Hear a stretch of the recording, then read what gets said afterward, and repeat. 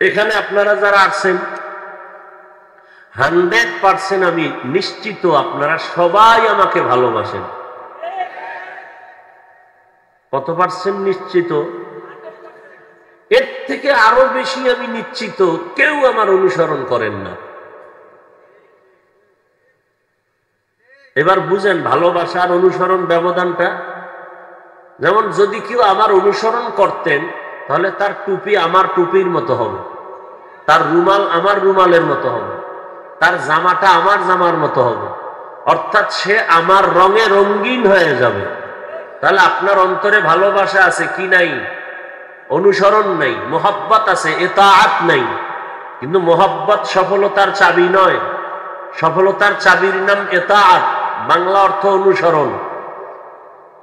আপনারা বর্তমান পৃথিবী সহ ধরে নিলাম যত রসুলের আশেক আছে, সব রসুলের ইশক আর ভালোবাসা এক পালায় দিলে আবু তালিবের ভালোবাসার সমান হবে না।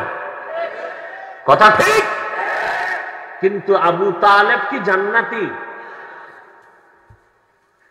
এবার বুঝেন তো আসলে কলিজা দিয়া নবীকে ভালোবাসিয়াও জান্নাতি না কেন? কি নাই? মোহাব্বত আছে কি নাই? ইতাআত নাই। নবীকে কলিজা দিয়া ভালোবাসছেন কিন্তু অনুসরণ করেন নাই। করছেন? করেন নাই। বিসমিল্লাহির রহমানির রহিম। ওয়ামা আরসালনাকা ইল্লা রাহমাতাল লিল আলামিন। وقال النبي صلى الله عليه وآله وسلم كل أمتي يدخلون الجنة إلا من أبى قيل من أبى قال من أطاعني دخل الجنة ومن عصاني فقد أبى أو كما قال النبي عليه الصلاة والسلام.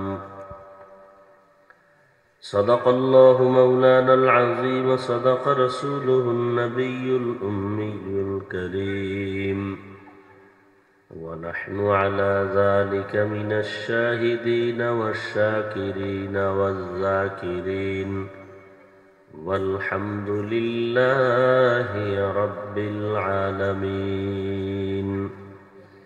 سبحانك لا علم لنا إلا ما علمتنا إنك أنت العليم الحكيم. رب اشرح لي صدري ويسر لي أمري واحلل عقدة من لساني ইয়াফকাহু কওলি। এই ভলিউম বাড়ানো যায় না? এটা বলতে হবে। রিভার্ব বাড়াও, মনিটরের ভলিউম বাড়াও।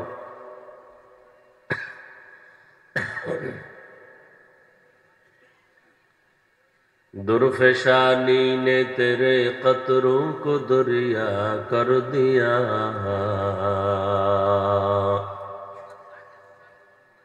दुर्फेशानी ने तेरे कतरों को दरिया कर दिया, दिल को रोशन कर दिया, आँखों को बीना कर दिया,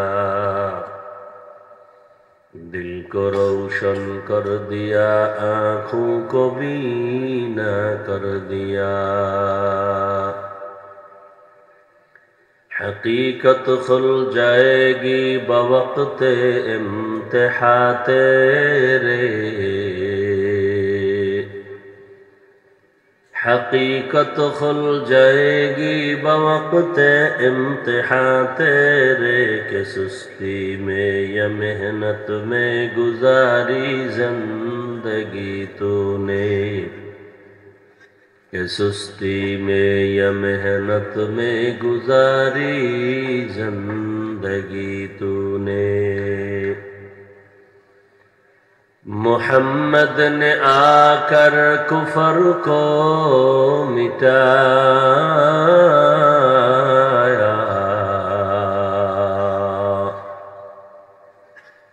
मोहम्मद ने आकर कुफर को मिटाया, कुफर को मिटाकर सदाकत बताया, कुफर को मिटाकर सदाकत बताया।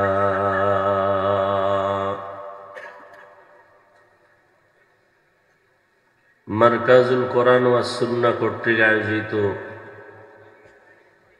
ওয়াজ মাহফিল 28 জানুয়ারি 2024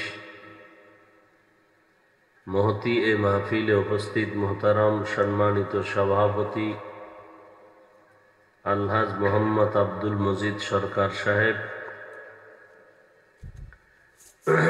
প্রধান অতিথি আলহাজ আব্দুল্লাহ আল মামুন মন্ডল সাহেব সহ অন্যান্য অতিথিবৃন্দ, হযরত উলামায়ে কেরাম,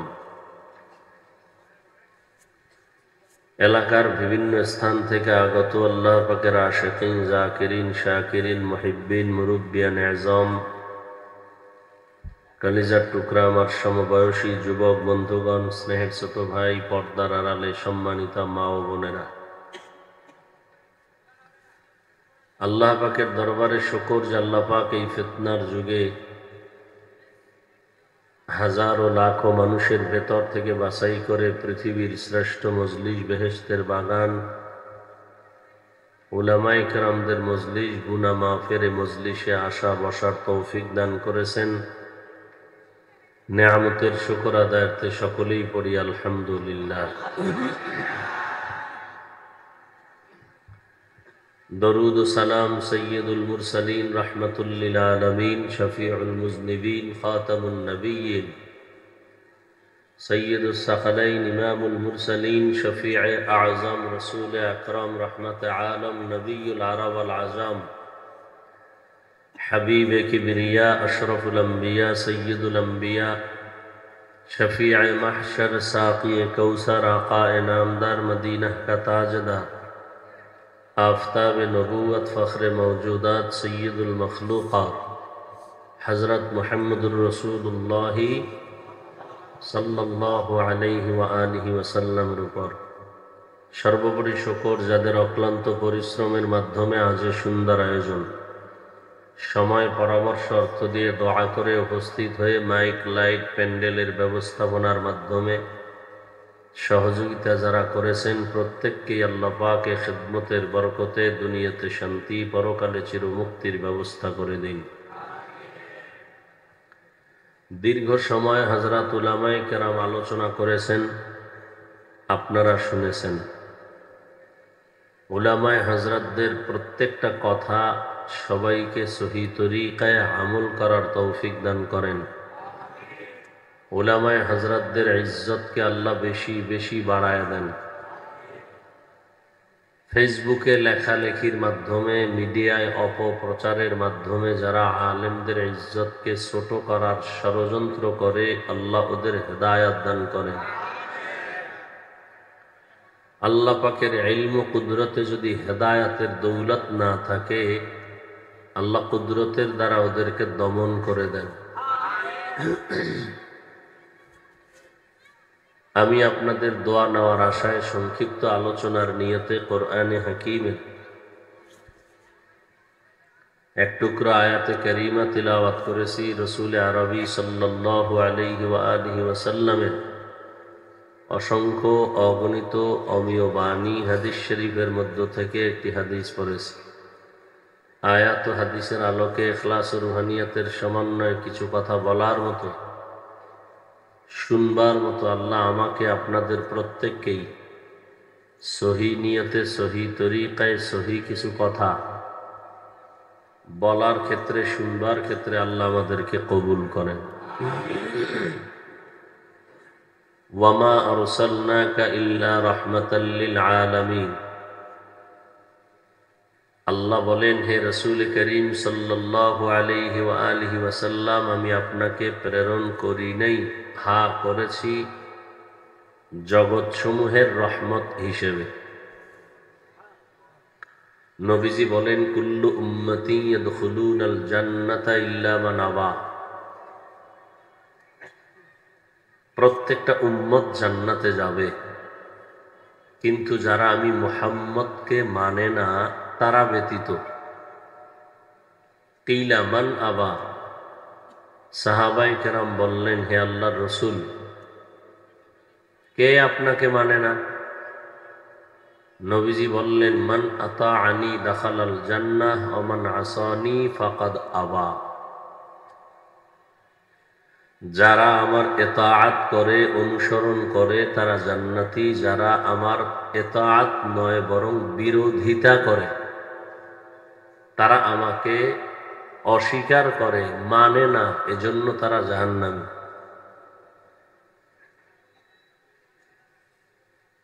দেড় হাজার বছর আগে স্পষ্ট নবীজি স্কেল দিয়ে দিছেন, কে নবী মানে, কে মানে না। কোন মুফতি সাহেবের ফতোয়া নেয়ার দরকার নেই। আল্লাহর রসুল পৃথিবীর শ্রেষ্ঠ মুফতি, তিনি স্পষ্ট করে বলে গেছেন কে রসুলকে মানে, কে রসুলকে মানে না। নবীজি বললেন,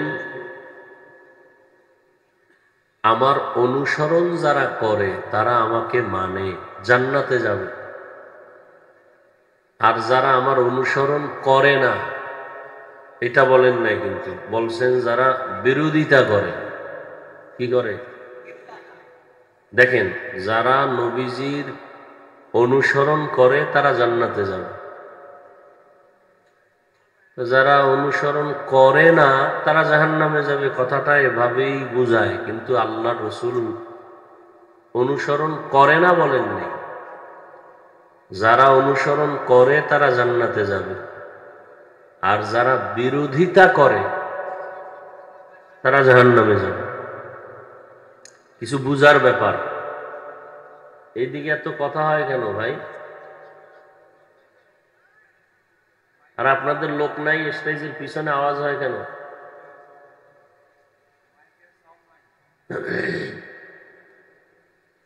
ভালো মাইক তো, খুব খেয়াল করে। একজন আর একজনের প্রতি আকৃষ্ট হওয়ার রাস্তা দুইটা। কয়টা? একটার নাম মুহাব্বত, আর একটার নাম ইতাআত। মুহাব্বত অর্থ ভালোবাসা, ইতাআত অর্থ অনুসরণ করা। মুহাব্বত অর্থ ভালোবাসা, ইতাআত মানে অনুসরণ করা, অনুকরণ করা। তো নবীকে কারা মানে, কারা মানে না? নবীকে ভালোবাসে তারা মানে, বিষয়টা কিন্তু এমন না। কথা ছোট, কিন্তু অনেক কিছু বুঝাবার ব্যাপার। নবী বলেন নাই যে আমাকে ভালোবাসলেই সে জান্নাতি, বরং নবী বলছেন আমার অনুসরণ যারা করে, অর্থাৎ মুহাব্বত না, কি ইতাআত, অনুসরণ, তারা জান্নাতি। আবার যারা অনুসরণ করে না তারা জাহান্নামী, এটাও বলেননি, বরং যারা বিরোধিতা করে তারা জাহান্নামী। মুহাব্বত বা ভালোবাসা এটা সফলতার চূড়ান্ত পুঁজি নয়। সফলতার চূড়ান্ত গুণ হলো, পুঁজি হলো ইতাআত, অনুসরণ।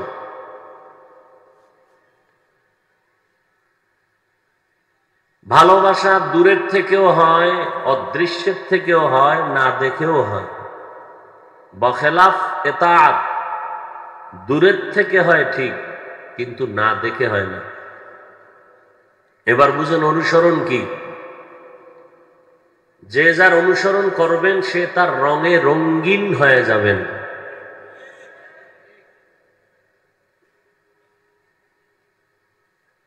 যে নবীর অনুসরণ করবেন সে নবীর আদর্শে আদর্শবান হবেন, নবীর রঙে রঙিন হবেন। যে আল্লাহর অনুসরণ করবেন সে আল্লাহর রঙে রঙিন হয়ে যাবেন। তবে ভালোবাসা আর অনুসরণের মধ্যে ব্যবধান কত? সফলতার চূড়ান্ত পুঁজি হলো অনুসরণ, ভালোবাসা নয়। আর ভালোবাসার জন্য দেখতে হয় না, দূরের থেকে না দেখে ভালোবাসা হয়, কিন্তু অনুসরণটা না দেখে হয় না। যেমন অনেক যুবক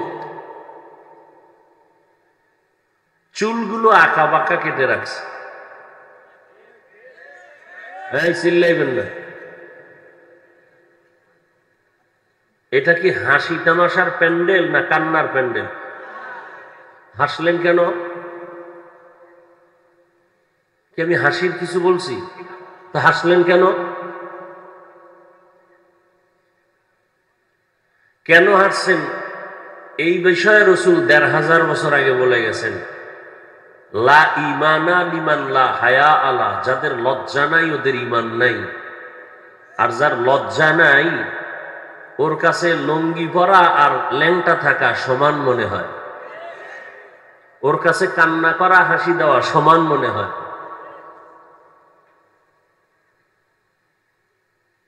এটা এমন একটা প্যান্ডেল যেখানে বসার সাথে সাথে জীবনের গুনামাফ। এমনকি নবীজি হাদিসে বলেন, পরশুদিন দেখলাম কেউ যদি ওলামায়ে আহলে হকদের কথা শোনার তাগিদে মোলাকাতে রওনা হয় ঘর থেকে, নবী বলেন আল্লাহ পাক ৭০,০০০ ফেরেশতার একটা কাফেলা তার সাথে দিয়ে দেন। ওই আলেম ওলামাদের মজলিসে আসা পর্যন্ত এরা শুধু দোয়াই করতে থাকে। অতএব চালাকি বহুত করতে পারেন, আমার থেকে অনেক জ্ঞানী, আমার থেকে অনেক চালাক, কিন্তু এই মজলিস চালাকি করার জায়গা না। ভালো হইতে বহু সময় লাগে, কপাল ফুটতে ১ সেকেন্ড। আর কপাল যদি পুড়িয়েই যায়, তাহলে আমি কেন, আমার ১৪ গোষ্ঠী কেন, আর আমার ১৪ পুরুষ কেন, আর আবু বকর, ওমর, ওসমান, আলী সাহাবী কেন? স্বয়ং রসুল যার কোনো গুনাহ নাই, সেও যদি বয়ান করে কপালে হেদায়েতের কালেমা আসে না। এরকম কোন দৃষ্টান্ত ইতিহাস আছে তো, যে নবীর মতো ব্যক্তি যার কোনো গুনাহ নাই, সে পর্যন্ত বয়ান করার পরেও কপাল পুড়ে গেছে, কালেমা পড়ে নাই? বলেন তো জানা থাকলে কে? তাহলে আমরা কে? আমাদের তো কোনো টাইমই নাই, আমরা তো মানুষের কাতারেই নাই। লেবাস পরলে না এখন বোঝা যায় আমি মানুষ, লেবাসটা খুললে আমার চরিত্র কুত্তার থেকেও খারাপ। কিন্তু যেই রসুল উম্মতের হাদি, তার বয়ানও কালেমা পড়ে না, বুঝেন কি পরিমাণ কপাল পুড়লে এমন হয়। আর কপাল যদি ভালো থাকে তো রসুলকে জবাই করতে সেও হেদায়াত পেয়ে যায়। কে কে? চালাকি করবেন না, এটা চালাকির জায়গা না, এটা কান্নার জায়গা, এটা তওবা কবুলের জায়গা। বক্তারও চালাকি করার কোনো কায়দা নেই, শ্রোতাদেরও চালাকি করার কোনো কায়দা নাই। এখানে হৃদয়টা নরম থাকবে যে আল্লাহ আমাকে কবুল করেন। বয়ান তো জীবনভর শুনছেন, লাভ হইছে কি? এত বড় মহামারী করোনা আসার পরেও যেই সুদখোর সেই সুদখোর। তাহলে এই বাঙালিরে ধরতে আরো বড় মারাত্মক গজব লাগবে, করোনায় যেহেতু হয় নাই। আগের সেই বেপরদাওয়ালা এখনো বেপরদাওয়ালা, আগের জালেম এখনো জালেম। বয়ান তো আপনারা কম পারেন না, বয়ান আপনারা না পারলে আমাকে ভুল ধরেন কেমনে? অনেক বয়ান আপনারা পারেন, অনেক জ্ঞান, কিন্তু ফলাফল কি? সব জিরো। এই যে এত মানুষ, মনে হয় যেন আজকের ওয়াজ কামিয়াব, অথচ অধিকাংশ মানুষ এখানে আছে ফজর পড়ে নাই, জোহর পড়ে নাই, আসর পড়ে নাই, মাগরিব পড়ে নাই, এশা পড়ছে কিনা আল্লাহ ভালো।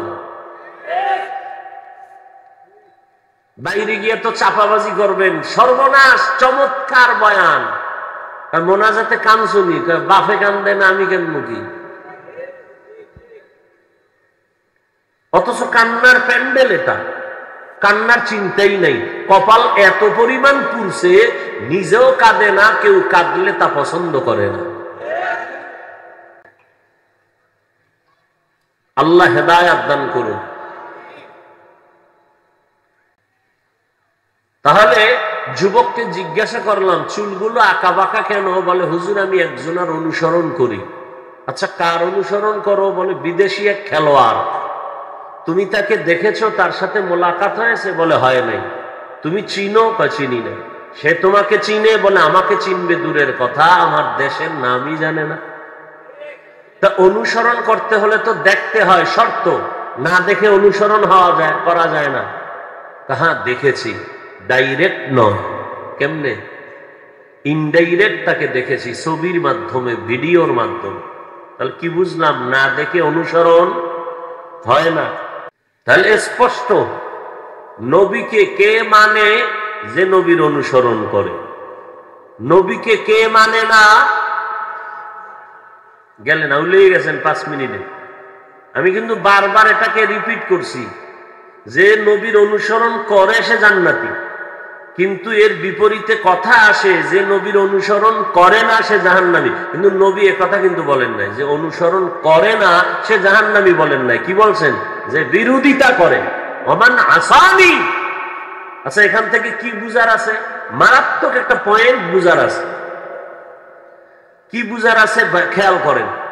যারা অনুসরণ করে তারা জান্নাতি, যারা অনুসরণ করে না এরা দুই দল। কয় দল? এক দল আগ্রহী আর এক দল বিদ্রোহী। বলেন, এক দল আর এক দল বিদ্রোহী। বিদ্রোহী যারা, ওরা রসুলের আদর্শের বিরোধী, দুশ্মন। এই মাঠের মধ্যেই আছে, আমি বলতেছি, খেয়াল করেন।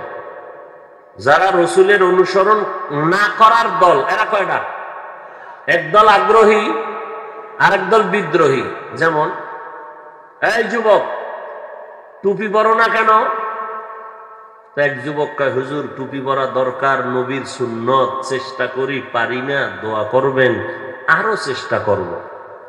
বিদ্রোহী না আগ্রহী? আর একটা রেজি গেলাম, এই যুবক টুপি পরো না কেন? আমার কথা শেষ না হতে রিপিট। টুপি না পরলে অসুবিধা কি? টুপির মধ্যেই কি ইসলাম? আগ্রহী না বিদ্রোহী? এটা বেয়াদব, এটা গাদ্দার, এটা রসুলের দুশ্মন। বুঝাইতে পারছি? তাহলে যারা রসুলের অনুসরণ করে না এরা জাহান্নামী, না যারা বিরোধিতা করে? একজনের রসুলের আদর্শ মানে না, মানার আগ্রহ আছে, জাহান্নামী। আর একজনের রসুলের আদর্শ মানে না, মানার আগ্রহ নাই। দাড়ি রাখো না কেন? হুজুর দাড়ি রাখা দরকার, নবীর আদর্শ, চেষ্টা করবো, একটু দোয়া কইরেন। বিদ্রোহী না আগ্রহী? আর একটা রেজি গেলাম, দাড়ি রাখো না কেন? না রাখলে অসুবিধা কি? দাড়ির মধ্যেই কি ইসলাম? আগ্রহী না বিদ্রোহী? এটাই বেয়াদব, এটাই গাদ্দার, এটা রসুলের দুশ্মন। তাহলে যে আগ্রহী মানে না, নবীর আদর্শের অনুসরণ করে না, কিন্তু বিদ্রোহী না আগ্রহী, তাকে গালি দেওয়া যাবে না। বিদ্রোহীকে ছাড় দেওয়া যাবে না। ব্যবধান আসেনি দুই কথায়? আগ্রহীকে গালি দেওয়া যাবে না, বিদ্রোহীকে ছাড় দেওয়া যাবে না। সুযোগ পাইলেই জুতার বাড়ি, সুযোগ পাইলেই ভিড়া। আগ্রহীকে গালি দেওয়া যাবে না, ওরে বুঝাইতে হইব আসো। আর বিদ্রোহী ওটা চূড়ান্ত খারাপ, ও জেনে শুনেই রসুলের সাথে গাদ্দারি করে। কথা বুঝাইতে পারছি? এটা আসল ওয়াজ। এবার কিছু আওয়াজ শুনবেন, আওয়াজ। আওয়াজ না দিলে তো কইব নওয়াজই হয় না। এটা একটু ওয়াজ করলাম, এবার একটা আওয়াজ দেই, টাইম কম। যেহেতু ওখানে আবার বয়ানে যেতে হবে। এ হাদিস নিয়ে কিছু কথা বলছি, আমরা আহলে হাদিস না তো, এই জন্য হাদিস নিয়ে কিছু বললাম। ওরা বলে আমরা হাদিস মানি না। হাদিস মানি না না মানি বুঝাই দিলাম, আমরা আগ্রহী, আমরা বিদ্রোহী নয়। এবার আয়াত নিয়ে কিছু কথা বলি। ওয়ামা আরসালনাকা ইল্লা রাহমাতাল লিল আলামিন।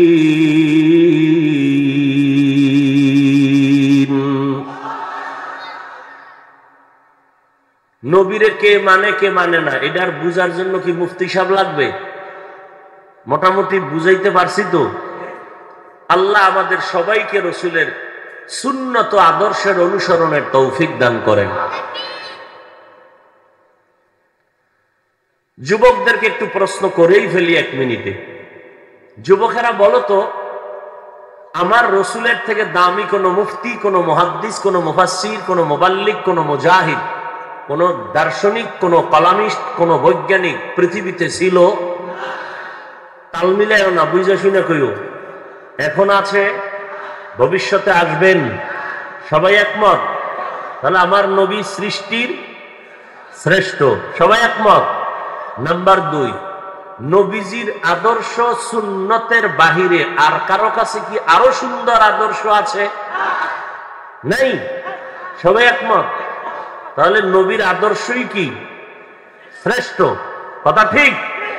এবার যুবকেরা 3 নাম্বার জবাব দাও। ওই নবীর শ্রেষ্ঠ আদর্শের মধ্যে কি নখ কাটার নিয়ম আছে? চুল কাটার নিয়ম আছে? তুমি বেঈমানের পা চাটা গোলাম হয়ে চুল কাটলা কেন? কি একটা স্বার্থ হয়তো থাকতে পারে। একজনে দাঁড়ায় বলো, হাফিজ ভাই একটা স্বার্থের জন্য গেছি। কি? বেঈমানের লাইনে চুল কাটলে চোখের পাওয়ার বেড়ে যায়। একটার কথা ক, আল্লাহর কসম আমি বেঈমানের লাইনে যাব। একজনে দাঁড়ায় বল যে বেঈমানের লাইনে চুল কাটলে যৌবন বাড়ে, চেহারা সুন্দর হয়, স্বাস্থ্য ভালো থাকে, মাথা হিমেল থাকে। তাহলে আকাম কেন করছো বলো? রাস্তার ল্যাংটা পাগলেও তো নিজের ভালো বুঝে, আগুনে হাত দেয় না কেন? তাহলে ল্যাংটা পাগলও নিজের ভালো বুঝেনি, তুমি নিজের ভালোটা বুঝো না কেন? তোমার কাছে রসুলের সুন্নতের আদর্শ ভাল লাগে না? কি রসুলের আদর্শ ভাল লাগে না? লাগলে হলে তুমি ওই লাইনে চুল কাটলা কেন? কি ফায়দা, কি লাভ, কি? বড় আফসোস। আবার দাবি করো রসুলের আশেক। আচ্ছা, রসুলের রেখে যাওয়া সুন্নতের আদর্শ একটু আগেই সবাই স্বীকৃতি প্রদান করলেন শ্রেষ্ঠ। ওই রসুলের আদর্শ কি হিন্দুরা পালন করবে? ইহুদিরা, খ্রিস্টান, বৌদ্ধ, কারা করবে? কোন দেশের মুসলমান? ফিলিস্তিন, সারা দেশের, শুধু গাজীপুরের বিবাদ। তাহলে আপনার সুন্নত কই? আল্লাহ হেদায়েত দান করুন।